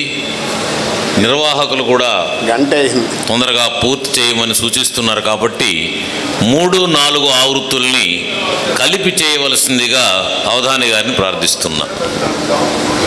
అయ్యా 3, 4 పాదాలని చెప్పేసేయండి. ధారణాంశాల వరకు 2 పాదాలు చెప్పాల్సిన ధారణాంశాలు 2 పాదాలు 3, 4 కలిపి చెప్పేసేయండి. ధారణ చేయవలసిన అంశాలను మాత్రమే ఈ 3, 4 ఆవృత్తుల్లో చెప్తారు. ధారణ లేనటువంటి అంశాలు ఈ 3, 4 ఆవృత్తుల్లో ఉండవు. నిషిద్ధాక్షరి వారు 3, 4 నిషిద్ధం లేదు చెప్పేయమంటున్నారు. ధారణ లేదని మా అప్రస్తుతం కూడా తీసేశారా? లేదా అప్రస్తుతం అయిపోయి అవధానం అయిపోయే నిమిషం వరకు మీ అప్రస్తుతాన్ని కొనసాగించవచ్చు. గురుగారు, ఒక చిన్న సందేహము. మీరు ఇందాక ఇంగ్లీష్ బాగా చెప్పారు, గ్రోమోర్ నోమోర్ అని. మంది పితృస్వామ్య కుటుంబం కదా, వ్యవస్థ అంతా కూడా పితృస్వామ్య వ్యవస్థ కదా. ఒక భర్త తన భార్యతో అంటున్నాడు, husband is the head of the family అన్నాడు. ఆమె కూడా ఇంగ్లీష్ బాగా చదువుకున్నది. ఆమె కూడా ఆ హెడ్ ఆఫ్ ద ఫ్యామిలీ అన్నటువంటి విషయానికి అనుగుణంగా చెప్పి నిలబెట్టింది. ఏమని చెప్పుంటుందంటారు? Husband is the head of the family, I am the head of the family అన్నాడు. ఆమె ఏమని ఉంటుంది? ఏ ధర్మపత్ని అయినా కానీ ఎలా ఉంటుందంటే తన భర్త హీరోగానే ఉండాలనుకుంటుంది ఎప్పుడు. అయితే బయట, ఇంట్లో కాదు.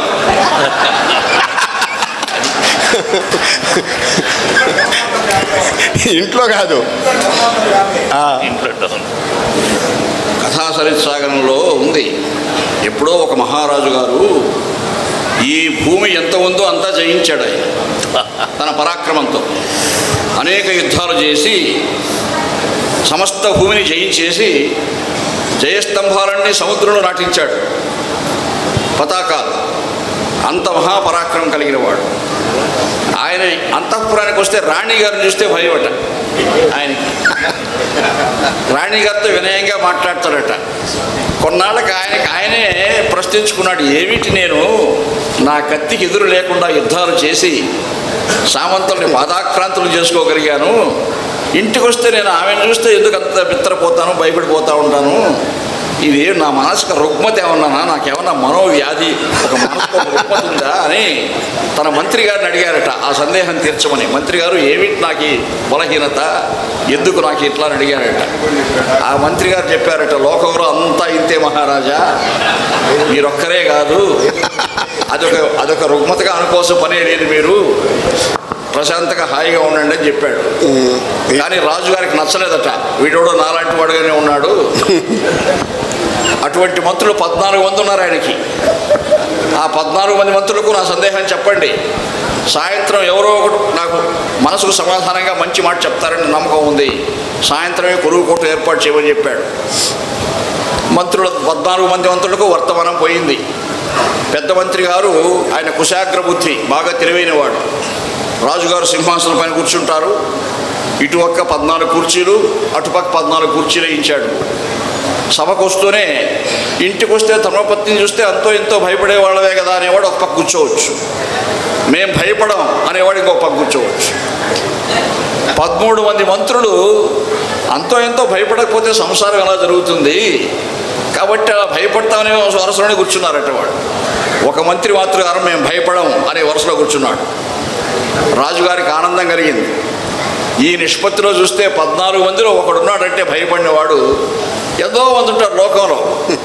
ఈ పెద్ద మంత్రి ఏదో బుకాయించాడు నాకు అని మేము భయపడమనే మంత్రి గారిని ఆహ్వానించాడు వేదికపైకి. ఆయనకు ఒక అఖండ సన్మానం చేసి ఆ కిటికీదో తెలుసుకోవాలని తాను సన్మానానికి పిలిచాడు ఆయన. ఆ మంత్రి గారు వినయంగా పైకి వచ్చి మహారాజుకు నమస్కారం చేసి, మహారాజా మీ సత్కారం స్వీకరించక ముందు నాదొక మనవి అన్నాడట. చెప్పండి, మీరు చెప్పింది వినడానికి ఆనందంగా ఉన్నాను నేను, చెప్పండి అన్నాడట. ఏమీ లేదు మహారాజా, మీరు ఇటువంటి సభ చేస్తున్నారని పెద్ద మంత్రి గారు మాకు వర్తమానం పంపించారు. ఈ వర్తమానం మాతో పాటు మా ధర్మపత్నులకు కూడా తెలిసింది. అటువంటి సభ ఏదైనా జరిగితే నువ్వు పలానా చోట కూర్చొని మా శ్రీమతి గారు చెప్తే అక్కడ కూర్చున్నాను నేను అన్నాడట. అంటే ఏమిటయ్యా నువ్వు ఒకడున్నావు అనుకుంటే నువ్వు కూడా ఇంతేనా? అంతే మహారాజా, ఉన్న సంగతి చెప్పాలి కదా మీకు నేను అన్నాడు. మరి శ్రీమతి గారు ఎందుకు చెప్పుంటారు అలాగా అని సందేహం వ్యక్తీకరించాడు. ఏమీ లేదు మహారాజా, అదే చెప్పారు. ఏ స్త్రీ అయినా ఏం కోరుకుంటుందంటే ఇంట్లో భర్త తనకు లొంగి ఉండాలి బాగా, బయట మాత్రం హీరోగానే ఉండాలి. అలా ఉండాల్సిన అవసరం లేదు, తన దగ్గర ఉన్నట్టుగా ఉండాల్సిన అవసరం లేదు. అది సంసార సాగరంలో ఉన్న కిటుకండి ఇది నా ఒక్కడికే కాదు, భగవంతుడు కూడా అంతే అవతరిస్తే, పరమాత్మ కూడా అవతరిస్తే అంతే. రుక్మిణి అమ్మవారిని పెళ్లి చేసుకున్నాట కృష్ణ భగవానుడు. వధూవరుడు వస్తూ ఉంటే నారద మహర్షులు ఆపి మీ భర్త పేరు చెప్పమ్మా అన్నారట. ఆమె లక్ష్మి కదా, లక్ష్మి వినయం. అయ్యా స్వామికి సహస్రనామాలు ఉన్నాయి కదా, 1000 నామాల పైన, ఈయన ఏ పేరు చెప్పలేను, ఒక పేరు చెప్తే ఇంకొక పేరు తక్కువ అవుతుంది కదా, కాబట్టి ఏ పేరు చెప్పలేనని వినయంగా తప్పించుకున్నారు అమ్మవారు. కొన్నాళ్ళకు సత్యభామాదేవితో పెళ్ళయింది. మళ్ళీ వధూవరులు వస్తూ ఉన్నారు. నారదాది మహర్షులు ఆపి మీ భర్త పేరు చెప్పమ్మా అన్నారట. ఆ తల్లి ఒక క్షణం ఆలోచించలేదట. ఆయన పేరు ఈ రోజు నుంచి సత్యభామ విధేయుడు రాసుకోండి అని చెప్పింది. నిన్నటి వరకు ఆయన పేరుతో నాకు నిమిత్తం లేదండి, ఈ రోజు నుంచి ఆయన పేరు సత్యభామ విధేయుడు రాసుకోండి. కృష్ణుడే ఇబ్బందిగా ముఖం పెట్టాడట. ఏమిటి పెళ్లి చేసుకున్న రోజు ఈ అమ్మాయి ఇట్లా మాట్లాడుతూ ఉంది అని. నారద మహర్షి గుర్తించి అయ్యో భగవంతుడే ఇంత ఇబ్బందిగా ముఖం పెడుతున్నాడే, ఆయన కొంత ఊరట కలిగించాలని సత్యభామను అడుగుతాడు. తల్లి, ఉపనిషత్తుల్లో కానీ వేదాల్లో కానీ ఈ దేవదేవుని యొక్క మహిమను వర్ణించే పేర్లు ఎన్నో ఉన్నాయి కదా, మీరు చెప్పే పేరు ఎక్కడ లేదమ్మా, మీరు చెప్పే పేరు మాకు అర్థం కాలేదమ్మా అని అడిగారట. అడిగితే సత్యభామ అందుకు కృష్ణుని చూసి ఈ మహర్షులందరికీ సత్యభామ విజయుడు అంటే అర్థం తాత్పర్యం చెప్పండి మీరే అని చెప్పిందట. ఇప్పుడు కృష్ణుడే చెప్పాలి అర్థం తాత్పర్యం కూడా. ఆ మాట అన్నందుకే ఇబ్బంది పడిపోతూ ఉంటే భగవంతుడు చెప్పాలి, ఇప్పుడు అర్థం చెప్పక తప్పదు, చెప్పండి ఆజ్ఞాపించింది. అప్పుడు ఆయన జగన్నాటక సూత్రధారి కదా పరమాత్మ. అయ్యా నేను ఎన్ని అవతారాలు ధరించినా సత్యము అనే భావకు విధేయుణ్ణి, ధర్మానికి బద్ధుణ్ణి. అది అది అది అది అది భావం చెప్పి సత్యం అనే భావకు విధేయుణ్ణి అని చెప్పిందట. చెప్తే మహర్షులు సంతోషించారు. కానీ ఏకాంతంలో వధూవరుడు కలుసుకుంటారు కదా, అక్కడ పట్టుకున్న సత్యభామ. నేను అనుకున్న అర్థం చెప్పలేదే మీరేదో వేదాంతం చెప్పారు, అది ఎట్లా ఒప్పుతుంది, ఎందుకు అలా చెప్పారు అని వివరణ అడిగింది అమ్మవారు. అక్కడ కూడా జాగ్రత్తగా చెప్పాడు కృష్ణ భగవానుడు. సత్య, నువ్వు అనుకున్న అర్థమే నిజమైన అర్థము. నేను వాళ్ళకి చెప్తే వాడు బ్రహ్మచారుడు కదా, మహర్షులు అందరూ వాళ్ళ సంసారం గురించి ఏం తెలుసు వాళ్ళకి. నువ్వు అనుకున్న అర్థం మన ప్రణయానికి సంబంధించింది కాబట్టి మన ప్రణయం గురించి చెప్తే వాళ్ళు అర్థం చేసుకోలేరు కదా, కాబట్టి వాళ్ళ భాషలో వాళ్ళకి అలా చెప్పాను అన్నాడు. ఓహో అలాగా, అయితే మంచిదే. ఆ తల్లి వెర్రిబాగుల తల్లి. కృష్ణ, ఇంకొక సందేహం ఉంది నీ గురించి నాకు. ఏమిటంటే, నువ్వు 7 ఏళ్ల వయసులో గోవర్ధన పర్వతం ఎత్తావట. నీ బరువు ఎంత? ప్రేమ గుడ్డిది అంటారు. చిన్నప్పటి నుంచి నిన్నే ప్రేమించాను, కానీ నీ బరువు ఎంతో తెలుసుకోవాలి నేను. నీ బరువు తెలుసుకోకుండా ఎలా కాపురం చేసేది నీతో అంటే, కృష్ణుడు అంటాడు, ఆ రోజేదో ఒక ఆవేశంలో ఎత్తేసాను, నేను పెద్ద బరువు ఉండేవాడిని కాదు, ఏదో ఈ పీఠం పైన కూర్చుంటే ఎత్తి చూడని చెప్తే అమ్మవారు సులభంగా పైకి ఎత్తేశారట. ఆ భరోసాతో ఆ తల్లి కృష్ణ తులాభారానికి ఒప్పుకుంది. ఆయన బరువు పెద్ద బరువు ఏం కాదురండి, ఒక బంగారు ఇటుకురా కొట్టేస్తే తూగిపోతాడు ఆయన బరువు ఎంతో పెళ్లి రోజు చూశాను నేను అని. కానీ ఆ రోజు తోగలేదు ఆయన. ఆశ్చర్యం వేసింది ఆమె. నారద మహర్షిని పక్కకు పిలిచి అడిగింది, ఏమిటి మహర్షి, ఆయన బరువు ఆ రోజు చూశాను నేను, ఇంత బరువు ఎక్కడున్నాడు ఇక్కడ, ఏమిటి మోసం అంటే చెప్పాడు, అమ్మా ఆయన దేవదేవుడు, అంతర్యామి, పరమాత్మ, అహంకారం మమకారాలకు లొంగడు ఆయన. ఆ రోజు మీ మనస్సంతా ఆయనపై ప్రణయంతో, ప్రేమతో, అభిమానంతో నిండిపోయి ఉంది కాబట్టి మీరు సులభంగా ఎత్తేశారు. ఈరోజు ఆయన నావాడే, అందరివాడు కాదు, గోవిందుడు నావాడే అనే అహంకారం మీరు ఎక్కువైపోయింది కాబట్టి తోగడమ్మా, నన్ను ఏం చేయమంటావు అన్నాడు. మరి ఇక మార్గం? అప్పుడు రుక్మిణమ్మను పిలిపించాడు. ఆమె అతీతురాలు కదా అహంకారం అహంకారాలకు. ఇవన్నీ సందేశాలండి. ఇవి భారతీయ గృహస్థాశ్రమంలో ఉన్నటువంటి లోతులు. అవి తెలిసి మనం మెలగాలి. అలా మెలక్కపోతే ఆ సంసారం రసాభాసం అవుతుంది. అలా కాకూడదు. భారతీయ గృహస్థాశ్రమం పట్ల విదేశాల్లో ఎంతో గౌరవం ఉంది. మన కుటుంబ వ్యవస్థ పట్ల, మన కుటుంబ వ్యవస్థ అంత గౌరవాన్ని పొందుతూ ఉంటే కారణం ఇల్లాలు. కాబట్టి ఆ సత్యాన్ని మనం గుర్తించాలి. సిద్ధాక్షరి 2 పాదాలు చెప్పండి. అవధాన్ గారు మంచి మాట చెప్పారు. ఆమె హెడ్ ఆఫ్ ద ఫ్యామిలీ అని ఆయన అనుకున్నప్పుడు ఈమె కూడా ఇప్పుడు ఆధునిక మహిళ కూడా చదువుకొని ఉంటే ఆమె ఏమన్నదంటే, I am the neck of the family అందంట. నేను తిప్పినట్టు తిరగాలి అనమాట. I am the neck of the family అన్నదంట. మీ శ్రీమతి గారు ఈ సభలో లేనట్టుంది, అందుకని బాగా చాలా ఎక్కువ మాట్లాడుతున్నారు. నిర్వాహకులు కాలాతీతం పట్ల సూచనలు ఇచ్చారు కాబట్టి మనం పూరించన్ శ్రీ శ్రీ, పూరించన్ శ్రీ శ్రీ, విస్తారిత సామాజిక ప్రచండ ఫణితులన్, విస్తారిత సామాజిక ప్రచండ ఫణితులన్, పూరించన్ శ్రీ శ్రీ విస్తారిక సామాజిక ప్రచండ ఫణితులన్. ఫణితులన్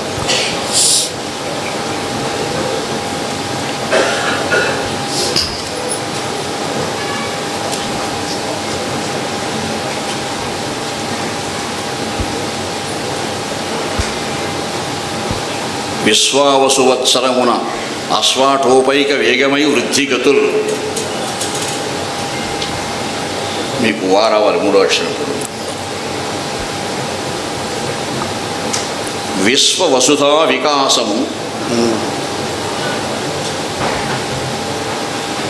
విశ్వవసుధా వికాసము శశ్వద్ధి సుందరముగా సాగునుగాతన్, శశ్వద్ధి సుందరముగా సాగునుగాతన్. చక్కగా వచ్చింది.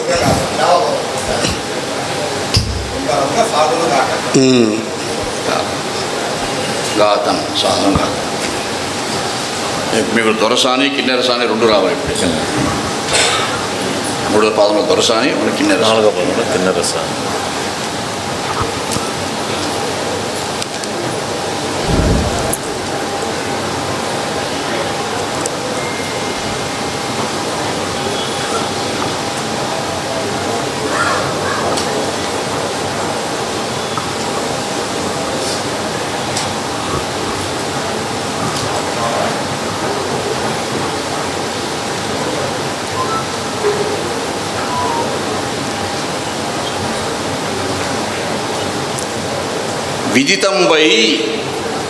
విదితంబై దొరసాని పలుకుల వలెన్, విదితంబై దొరసాని పలుకుల వలెన్ వెల్గొందు చుండున్ సదా.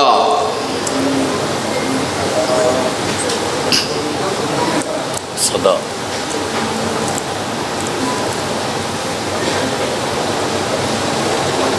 కదా హృదిలో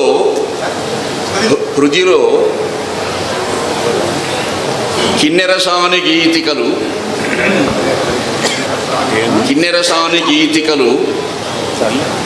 హృదిలో కిన్నెరసాని గీతికలు సౌహిత్యంబుమై మ్రోయగా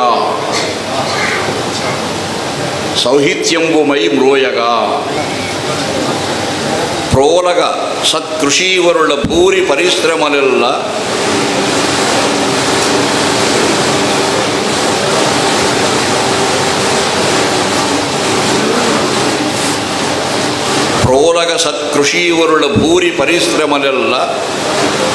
సత్తలోద్వేల ధన ప్రకామముల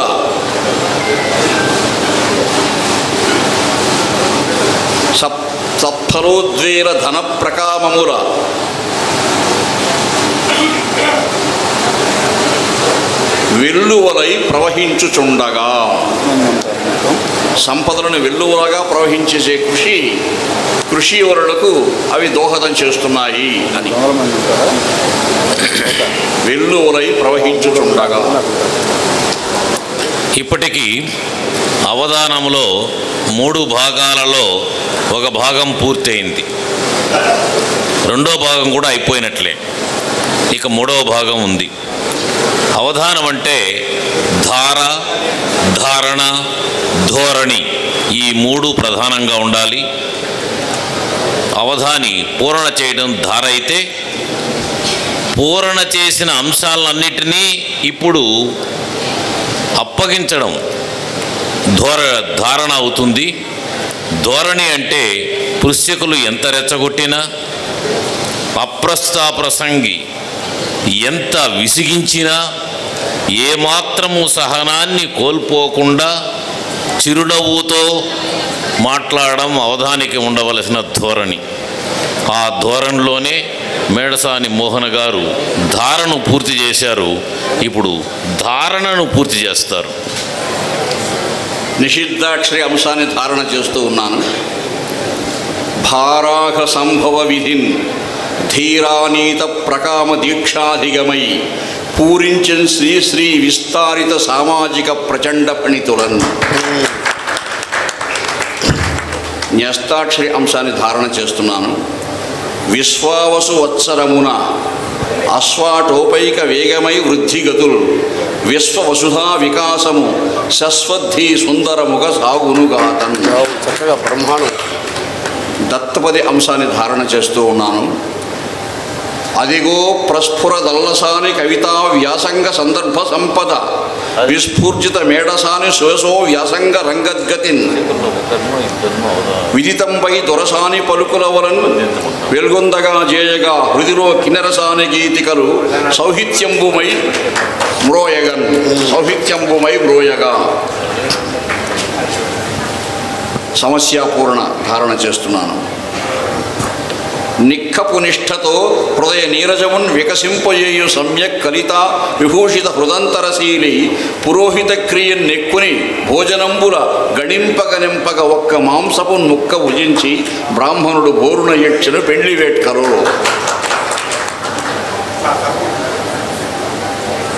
హే వర్ణన పద్యం. హేరగ దిగంతముల ఈడిత కీర్తి వహించి మించే ఒంగోలు పశు ప్రకాశముల కుంఠ ధీబల సంపదోన్నతిన్ ప్రోలక సత్కృషీవరుల భూరి పరిశ్రమలెల్లా సత్తలోద్వేల ధన ప్రకామముల వెల్లువలై ప్రవహించుచుండగా. 5 అంశాలు ధారణ అయిపోయింది. మిగిలిన 3 అంశాలు ధారణలో ఉండవు. అవి ధారణ చేయడం లేదు, చేయరు కూడా అవధానంలో. ఇప్పుడు అవధానికంటే పెద్దవాళ్ళు ఎవరైనా పృష్ఠకులుగా ఉంటే అవధానికి ఆశీస్సులు అందించాలి. నాకు తెలిసి వీళ్ళెవరూ అవధానికంటే పెద్దవాళ్ళు కాదు. కాబట్టి ఒకరిద్దరు అవధానాన్ని గురించి స్పందించవలసిందిగా, అది కూడా కాలాతీతమైంది కాబట్టి చాలా సంక్షిప్తంగా చేస్తే బాగుంటుంది. నమస్సులు.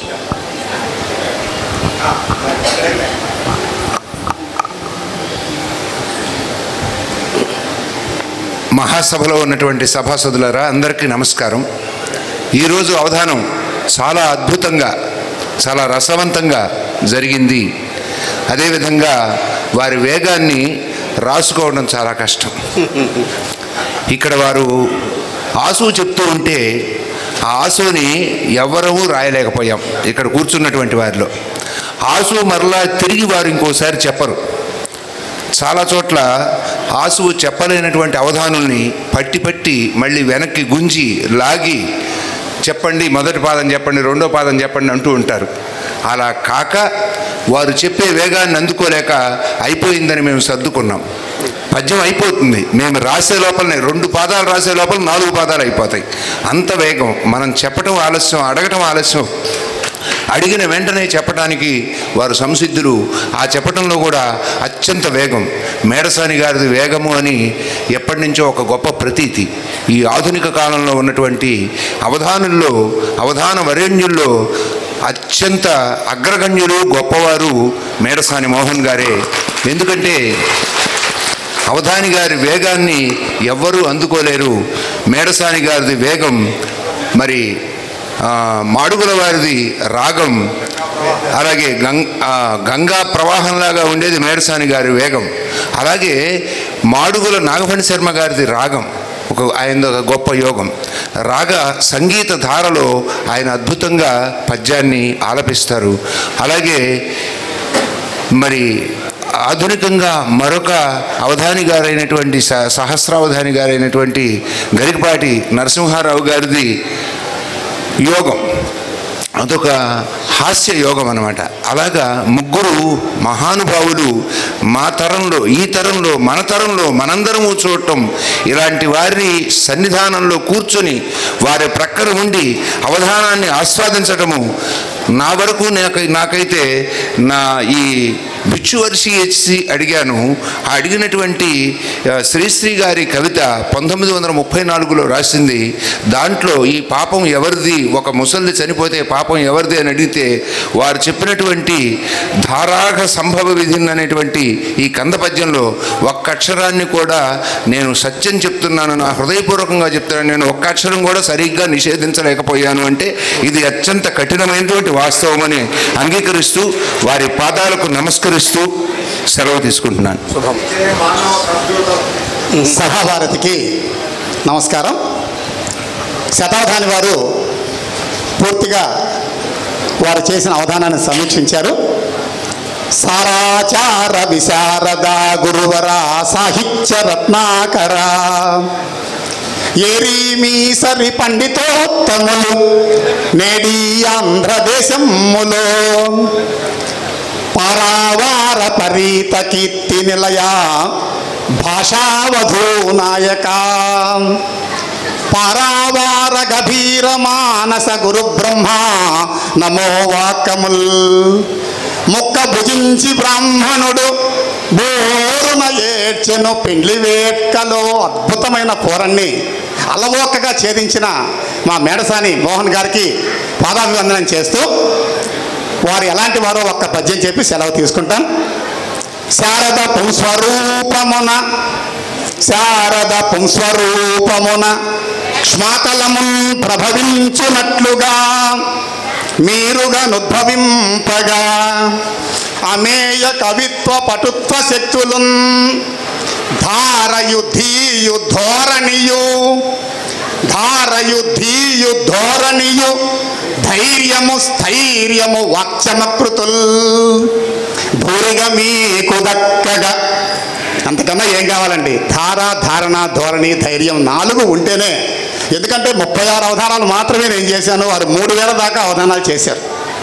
మరి సాధారణమైన విషయం కాదు, అసాధారణమైనటువంటి ధారణతో చాలా చక్కగా నిర్వహించారు.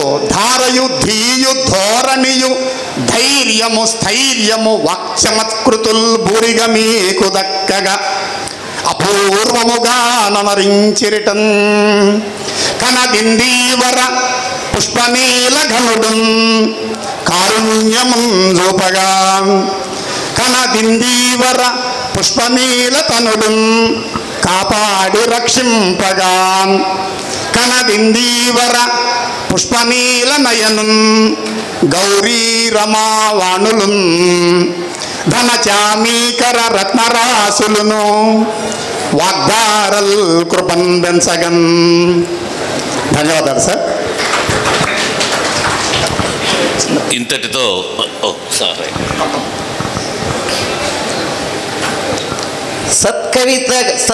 సత్కవిగా వెలుగు నిల నల్ల సానియతడు, సత్కవిగా వెలుగు నిల నల్ల సానియతడు, చక్కని సుకవితల మేడ సానియతడు, ముద్దు మాటలతో మురిపించు మోహనుండు, అందుకునుడిదే బాలాజీ వందనముల.